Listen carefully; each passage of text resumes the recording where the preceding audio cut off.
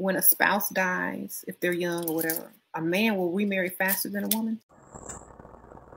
Because of this, realizing that men don't love the same and they don't react the same or treat us the same as women, I'm not going to say it's something that is evil, but it's their nature. And if that's something that you want, go right ahead and marry men. But I feel in my soul, I probably decentered men when I was 22 years old, when I experienced something that my mother's husband did to her and myself. So my mom had cancer and it would go in and out of remission. First she had breast cancer, then she had bone cancer. And I had been taking care of my mother since I was 15 when she first got diagnosed. So by the time I'm like 21, I am burnt out. I had no help from family, and not even my male sibling helped me through all those years. So I'm in Florida, living my best life, trying to get my mental health together, trying to get my life together. And I felt relaxed because my mother was married and I thought she was safe with this man. And it was pretty surprising because this was a typical guy that people would consider, oh my gosh, he's so nice. And he was the type to like go to work and come home and, you know, have a certain pattern pretty much.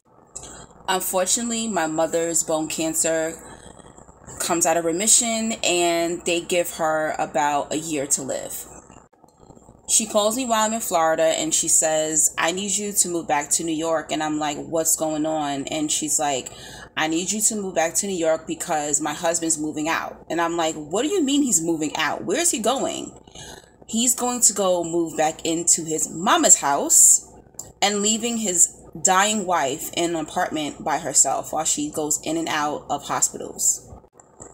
So I had moved back to New York. I moved in with my mother and he moves out. He did give money towards the rent, thankfully, because I was not working. I had to quit my job and my transfer didn't go through.